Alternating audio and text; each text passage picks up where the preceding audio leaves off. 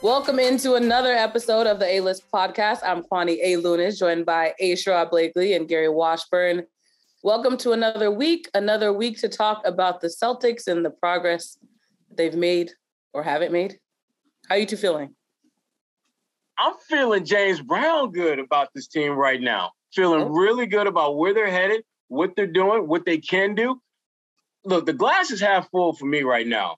Rob Williams or no Rob Williams, I'm feeling really good about where they are right now. It's a bold statement. How are you feeling, Gary? I want to see what happens this week. I feel like they have a chance to do some really great things in the playoffs, and we'll see what happens with their seed. They can still get number one, to be honest with you, if they win out. But number two, I think it would be really pretty amazing feat if they got the number two seed after what they've gone through this season. So, but I was pleased with the Washington game, bouncing back after Indiana. I thought it would be kind of an inverse, like they blow out Indiana and have a tough time with Washington, but it was a reverse. But it was good to see them blow out and take care of a team they were supposed to. So I think they're in a good place. Yeah, and of course, we talk about the standings. They've fluctuated on a daily basis, so it's not even worth talking. As you mentioned, that blowout win at the TD Garden, that was actually their last regular season home game, so congrats to them for pulling that off. Go out like a champ. Yeah, that's how you should go. But, Sherrod, you did mention Robert Williams. That's obviously a big void on this roster for them right now. What adjustments have you seen on the defensive end for them, and who do you think should be stepping up to try to fill that void? Well, they're not going to find someone to fill that void. It's going to be cut and paste. Yeah, they're trying to they're trying to patch this thing up and just get to the finish line without Rob, and hopefully get to the second round, which I think is the earliest we could possibly see him back on the court. But I like what I'm seeing out of Daniel Theis. He's not going to be Rob. I don't think he's Rob-like or even Rob-light. He's just Daniel Theis. He's going to run the floor. He'll play decent defense. He's not going to play great defense. He's not going to give you that roaming defensive back, Ronnie Lott type of defense that we see from Rob out there, where he's just covering so much ground. But he's going to do what he can do. He's going to get you some points. He's going to give you a little bit more of a perimeter threat. But my concern with him isn't so much him scoring. It's him taking shots to score. Teams are going to sleep on him offensively the way they've done Rob, and he has to play. But part of that is the Tatums, the Browns, the Al Horfords empowering him in game to take those wide open shots when they're there. Don't hesitate. Just let it fly. And I think if he's able to do that, he can certainly help them. And Grant, who's going to place a lot more center as well, it's more position. It's more about matchups. He's not a natural center that they can just kind of plug and play out there. There's certain matchups that he can be effective, others not so much. So I think you're really going to see Daniel Theis. They're going to lean on him a lot heavier than they want to, and obviously Al Horford. Well, I think they're just learning. I just saw the transition of learning to play more with Theis and kind of understanding that Rob's not coming back for a while. And I thought they struggled with that. Well, they also struggled like against Indiana. I mean, they struggled with like Tyrese Halliburton. I mean, who was just getting out anything he wanted, coming off the pick and roll. And luckily for them, he fouled out of the game. If not, they might have lost the game. But he had 30 points in like 28 minutes or whatever. I thought that they adjusted better, obviously, Sunday with Theis being there. With Theis being kind of a presence in the middle, but not that shot blocking presence. I think they were more aggressive defensively before players got to Theis in the paint. Like, that's what they're going to do. They're going to be better defenders before these ball handlers get to the paint, because they don't have that eraser that Robert Williams was, at least not until the second round. So I thought that they started to make adjustments. I mean, they shot the ball well offensively.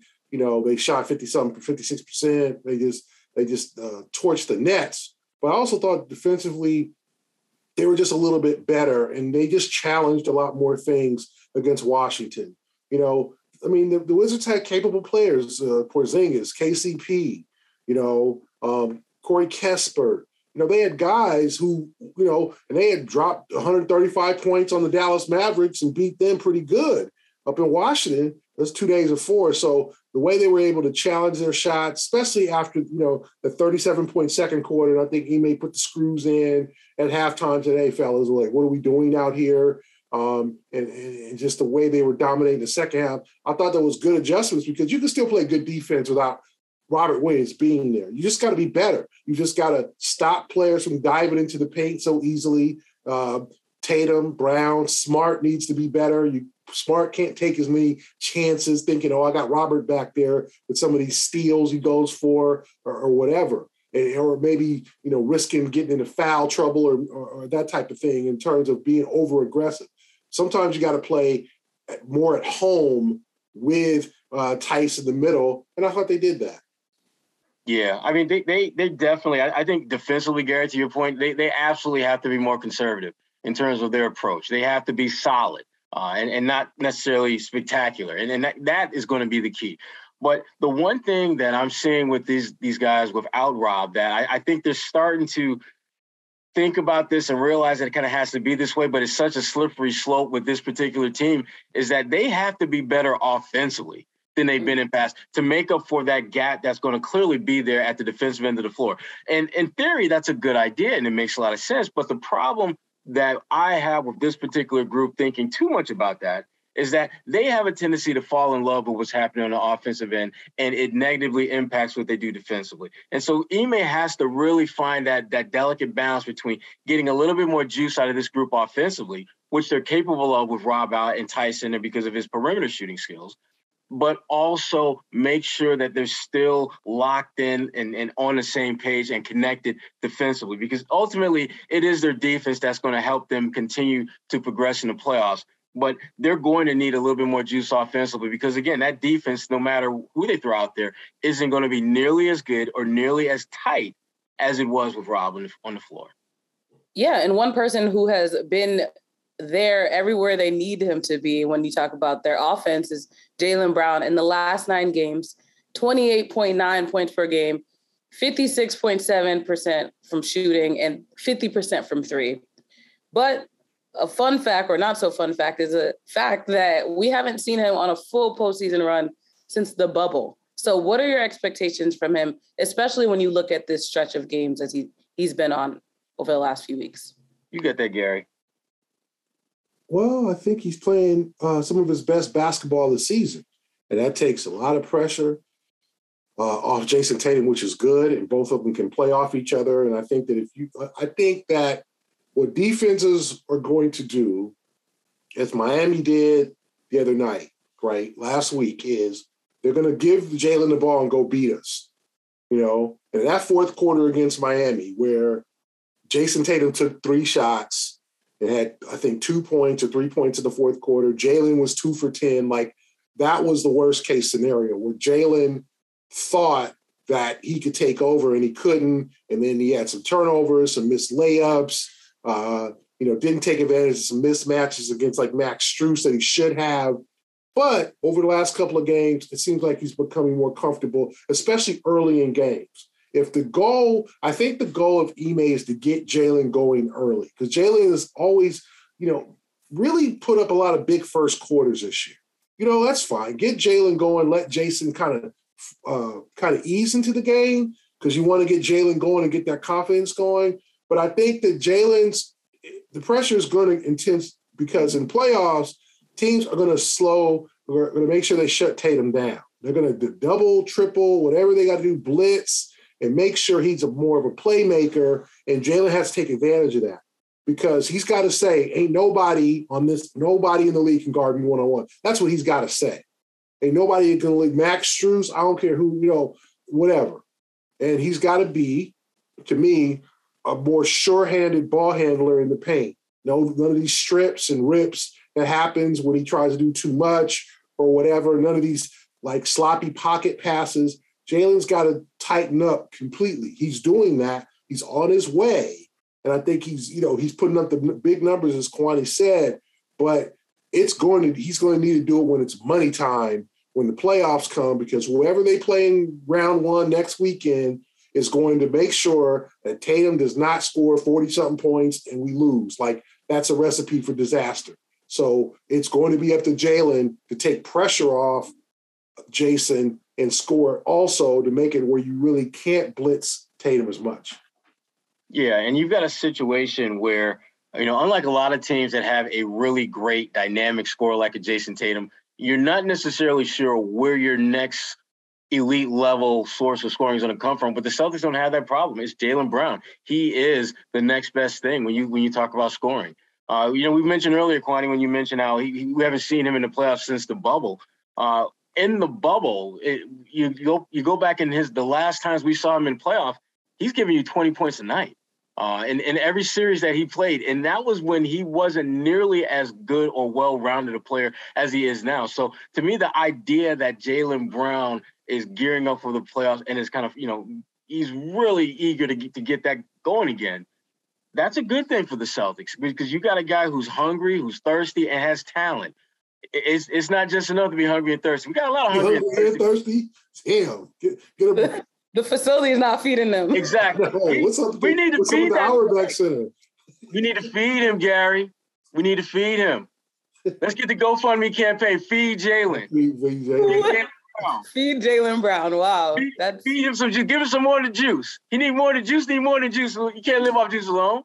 He tried to put all these analogies together, and it just didn't work the way. We just got a big fat analogy smorgasbord here. But the bottom line is this: Jaylen, hungry, he thirsty. The bottom line is Jaylen is poised to have a breakout postseason for so many factors.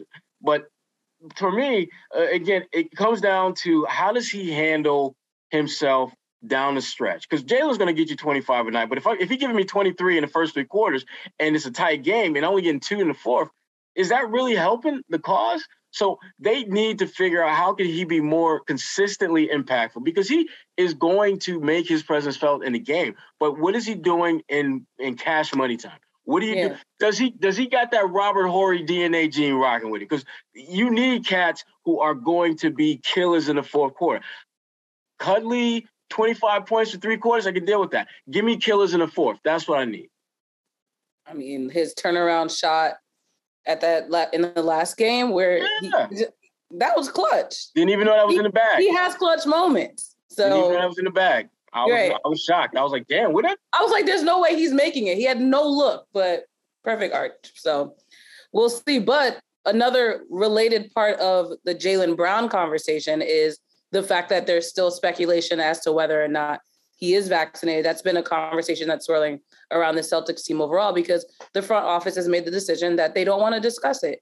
And I can understand that perspective, but from a fan standpoint, there is definitely a lot of people who are concerned.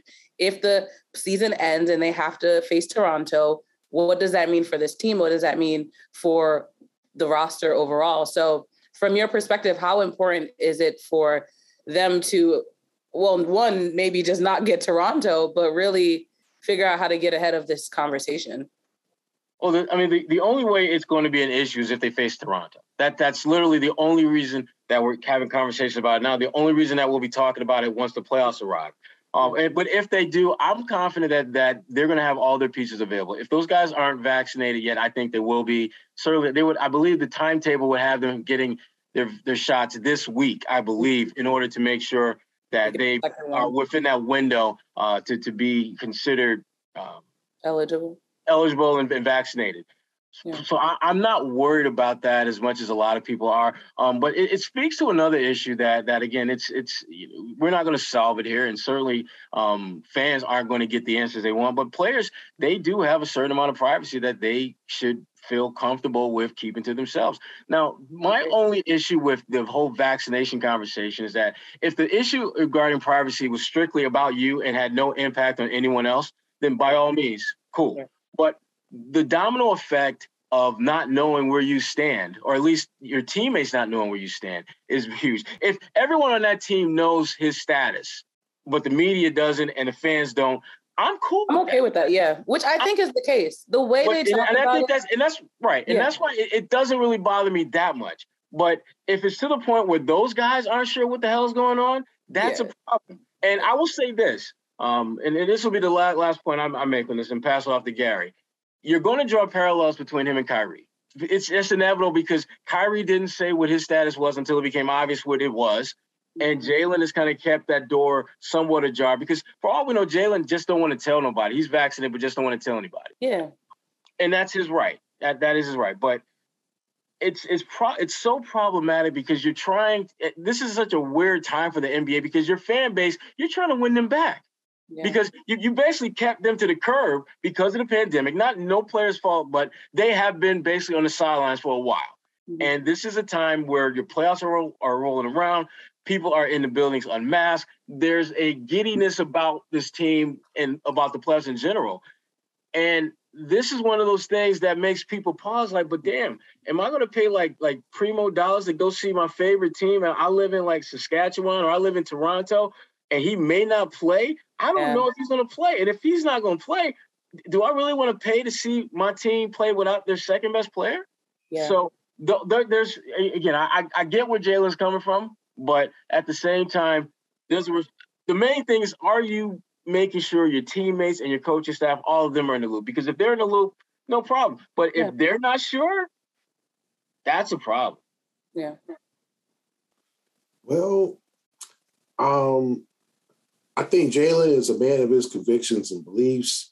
And I think that as a guy who researches a lot of things, he probably is not very high on the vaccine as like a cure or a treatment, considering the history of vaccines, especially with people of color and African Americans. I can definitely understand that. Why do athletes want to keep their status to themselves? Or that's a private thing. But I also think it's like the whole none of your business or me to know and for you to find out stuff.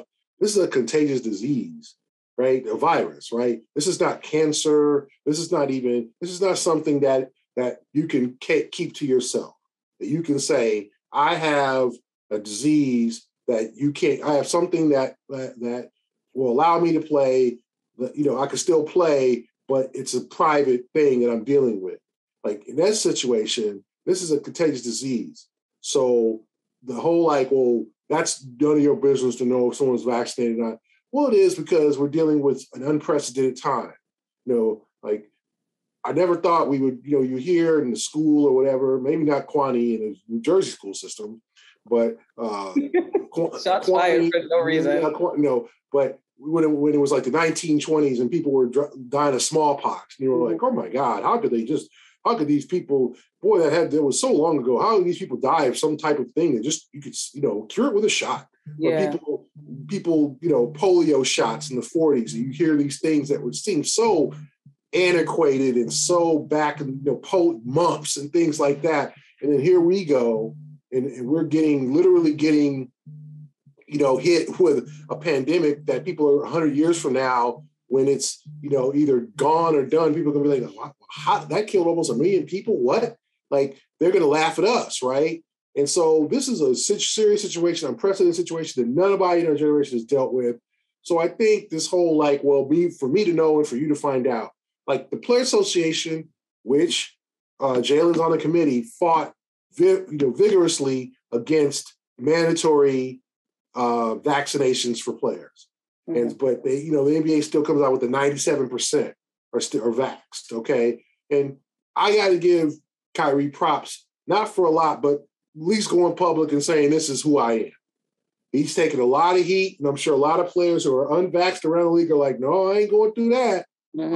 I'm gonna keep my status to myself. Yeah, I ain't gonna get hate mail. I ain't gonna get people telling me I'm an idiot and just get the shot and what's wrong with you and you don't like. So I think Jaylen has to have some conversations with what is important to him, because Toronto, tough team. You can't miss games 3 and 4 and 6 all willy-nilly.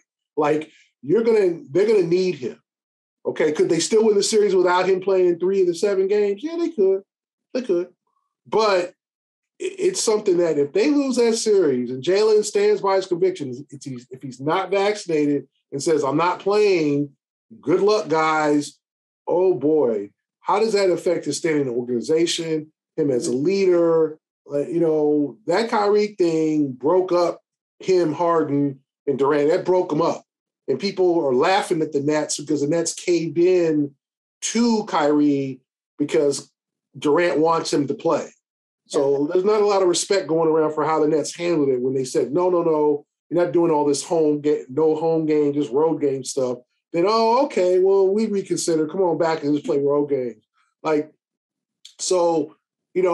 If I'm Jaylen, and the team has got to just do some thinking, some discussions have to be had. They can't do the whole, well, that's every person upon himself. I'm not going to say anything about it because it's a topic. It's a critical topic in our society right now. You can't just, you can just do whatever the hell you want to do. I don't care. You should care.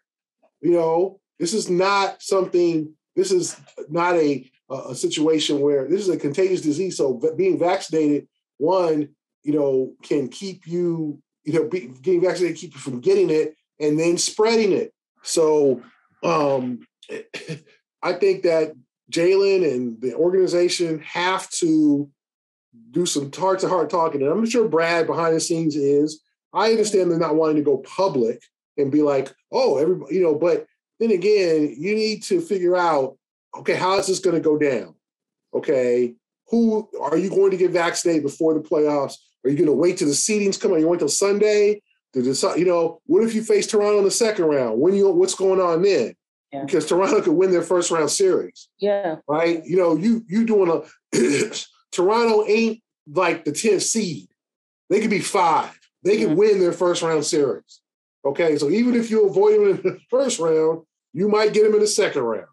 So this is something to definitely keep abreast of because this is not a situation that you can just say, we'll just let it handle itself. That's not the way to go. You can't let this handle itself. Yeah, and the reality is other teams in the East, I'm sure, dealing with a similar situation, but I think Boston has made itself a headline as a result of not wanting to talk at all. We've talked about Jaylen Brown, but of course the star, the guy we have to talk about every week, Jayson Tatum, he was out with that right patella tendinopathy. Are we concerned about that, or do we think it was just general maintenance type of work? You got it, G. What'd you say, Kwani? Are we concerned? Not after that. General maintenance. Okay. I think it's just a sore knee. I think he's going to need to treat it. These guys ice their knees every night. So I just think it's something that I don't think it's not hasn't knocked him out of a game, but I do think he's going to need to rest. And we'll see what happens like the finale against Memphis or whether they practice on Saturday because they have Saturday off in Memphis or where they just, go and just take those 2 days off. And then what happens, after the playoffs that Sunday, the Monday that week, whether, he gets a rest, maybe a break. But, they're just going to have to, I think something to keep abreast of. It's it's tendonitis. So, you ice it up, you make sure that he doesn't put too much wear and tear off the court in terms of, or in practice and those type of things on it. And you keep it moving. I don't think it's something serious. And I think Jayson, you're going to have to drag him off the court unless it's a serious injury. I don't think he's going to miss a game with knee tendonitis. I think he'll be ready to go. Yeah, I agree. I think it's much ado about nothing. And frankly, it gives the Celtics cover when they decide to go with, load management. A lot of times teams will just say, hey, we're just going to sit him just to sit him. But they're like, well, you know what? We're not really sitting him. We're sitting him out because he's got a sore knee. Air quotes. So I just don't think it's that big a deal. I really don't. And because as long as Jayson can go out there and do what he does, which most nights, as Kwani and Gary, you've seen, he shoots the lights out most nights. So I don't think it's going to be that big an issue for him. I really don't. I did notice in that Washington game that, early in the fourth, Jaylen and Tatum were still in the game. Overall, do you think that they should start getting pulled a little bit more as a team ramps up for the playoffs? I want them to sit both of those guys at least one of these last 3 games. Yeah. I want to see that. I would probably, if it were me, I would probably sit them the Milwaukee game, only because I think you can win. You can beat Chicago without one of those guys, and have one play against Chicago and the other one play against Milwaukee. And then when you get to that Memphis game, if you're locked into whatever seeding you are, why put them out there? Sit them both. They need to start really looking at this last week from a strategic standpoint, because when you look at the strength of schedule this week, the Celtics have the toughest schedule according to different websites as far as the games they play and the winning percentage of those teams. But flip side of that is, Memphis for that last game, if they got that number 2 spot locked up, which they should have it by then, you're probably not going to see their core guys. And Milwaukee, you may see something similar to that. Although I think that Milwaukee, it's going to be a tough call for them whether to sit guys, because they're like the Celtics. They're right in that mix for that number 2 spot in the Eastern Conference, and that you want to be as high a seed as possible. So lots of issues that they got to work through, but I think they'll be fine though. So that being said, you mentioned that tough schedule that they're looking forward to. What do you think is a realistic finish for this season as we look forward to the final 3 games? I think a realistic finish for these guys is to win at least one of those games. And I really want them to win at least one of the last 3 so that Ime can have 50 wins. And Ime will be only the 5th coach in franchise history to get 50 wins in his first season on the job. And so when you start looking at and again, we were talking earlier about like Marcus Smart, Defensive Player of the Year. Ime better get some damn votes for Coach of the Year. It's going to be a little bit harder for him because this year there have really been some good coaches, and he's going to see at least one of them in that season finale with Taylor Jenkins, the job he's done with Memphis, which is one of the youngest teams in the NBA, and yet they've got the 2nd best record in the NBA. So those are the type of things that obviously when you think about Coach of the Year, you got to weigh in favor. But the fact that Ime has the potential to do something that only 4 other men who walked the sidelines with this franchise have ever done in their first year, that has to hold weight in the eyes of people who are making voting decisions, things like that. Yeah. I think they should want to go, I think 2-1. I think the Chicago game is tricky. The Bulls, it all depends on what the Bulls are trying to do. Okay, the Bulls, are they trying to go for 5? Are they trying to go for 6? Like, this is the time where teams are starting to figure out, okay, this is who we want to play, and this is who we don't want to play. Yep. Okay, do the Bulls want 5 or 6? Do they want to face Philadelphia or Milwaukee or even the Celtics in the first round? Like, I think they probably want to face the Celtics before anybody because, Milwaukee has Giannis, Philadelphia has Embiid. The Celtics do have Tatum and Brown, but they've had success in those 2 matchups. I mean, they're 1-1. So I do think they probably look at the Celtics as a team that's most vulnerable of those 2, or maybe, who knows, they might feel that about Philadelphia, right? But I think teams start to figure out, look at the schedule, like, okay, who do we want to play? So it'll be interesting to see what the Bulls do to against the Bucks tonight or Tuesday night, and then who they field on that home back-to-back with the Celtics on Wednesday. But I think if you're the Celtics, you try to get all 3. I think it's realistic. Milwaukee's not, just lost at home to Dallas. I mean, they're not unbeatable. You want to get that, and you want to get the tiebreaker. That's a tiebreaker game. Both games. Chicago is a tiebreaker game, but I don't think they'll be fighting with Chicago. But the Milwaukee's a tiebreaker game. They're 2-1 against the Bucks. If they go 3-1 and any head-to-head or same record, then they get the advantage. So that's a critical game. You don't want to go 2-2. Remember the game they lost on Christmas, one of those regrettable losses that they had that they should have won, is going to burn them because but they beat the Bucks twice at home, and now trying to get that road win. I think anything goes against Sunday against Memphis because it could be literally Aaron Nesmith and Sam Hauser and the boys against, but against Tyus Jones and because Memphis ain't gonna play their front line because they got the number 2 seed on lock, So the Giants ain't gonna play in that game. Like you could have like the Memphis Hustle against the Maine Celtics in that game pretty much. So who knows? So I think if Celtics, you try to get 2 of these games. Like Sherrod said, get Ime that 50th win. Chicago's coming off a back-to-back tomorrow, so they'll be a little bit vulnerable. And then you got Milwaukee, always a challenge, but they've played Milwaukee well this year. They should have won all 3 games. I say 2-1 at least. I mean, I'm not saying you go gung-ho and you play Tatum and Brown 45 minutes each to get the win.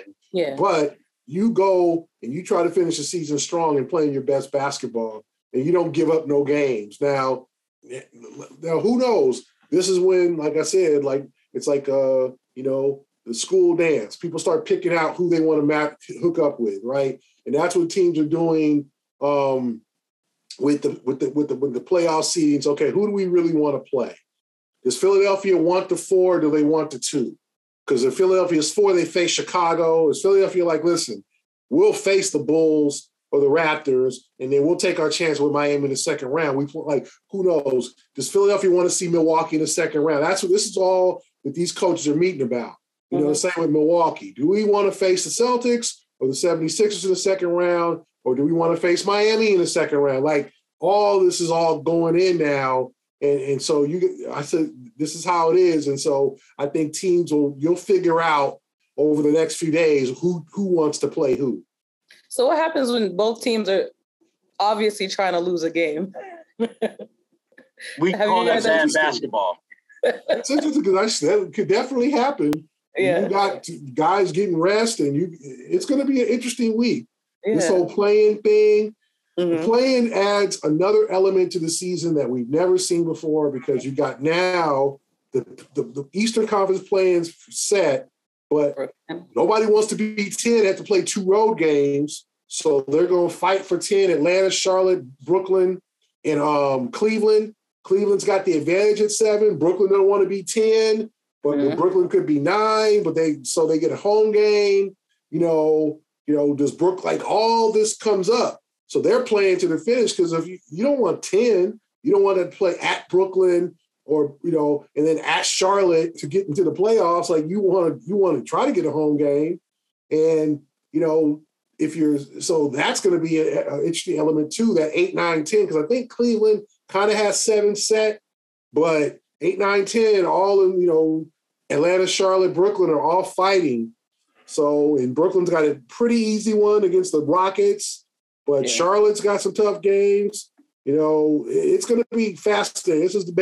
This week. This is what the league wanted. Intrigue all the way down to the final games of the season.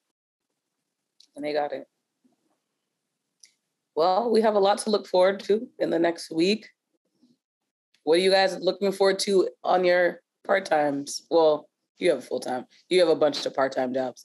Everyone's always busy. What is she talking about, Gary? I'm talking about your jobs outside of basketball. Gibberish. I'm talking about your jobs outside of basketball. Specifically, Sherrod. I'm just glad you're here, Kwani, to just light things up for us. So that's... I literally did that today. Yep. Purple shirt, red shirt, whatever colors these are. Absolutely. We count on you to light things up for us, Kwani. I tried. Let's see. Actually, I got a couple things. For Bleacher Report, we're actually doing our superlatives for the NBA, our picks for NBA MVP, Player of the Year, Sixth Man of the Year. We'll do that next week. Yeah, and that's gonna. Wow, what's the difference between MVP and Player of the Year? I was thinking about college basketball. My bad. There's a Player of the Year. He added a new award. Man, listen, I've been soaking in all. Is it like Jerome from Martin, like the Player of the Year? Like the Player of the Year for Jerome. Well, I know the Player of the Year didn't go to Washburn University. That's that school you represent on your shirt. That's right. The Player of the Year. With the mascot, the Iditarod as the mascot. The Player of the Year, the Player of the Year award. That's a nice name.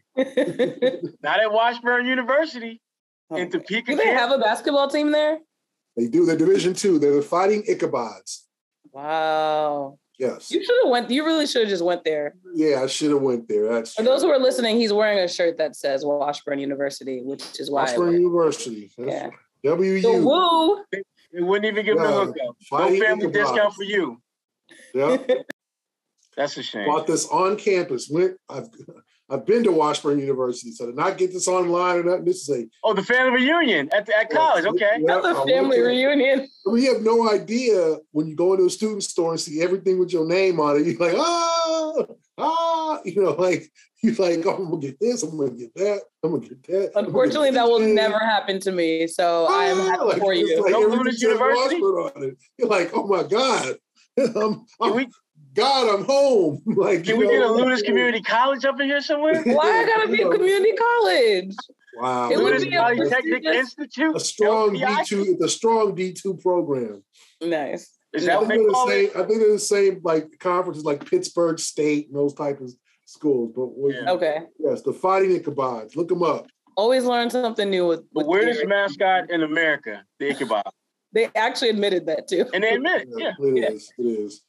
What you got, Mr. Washburn University, besides talking about your family reunion? Let's follow this team into the playoffs. Got some other stuff going on. Working on stuff about the history of the league and what the league used to do.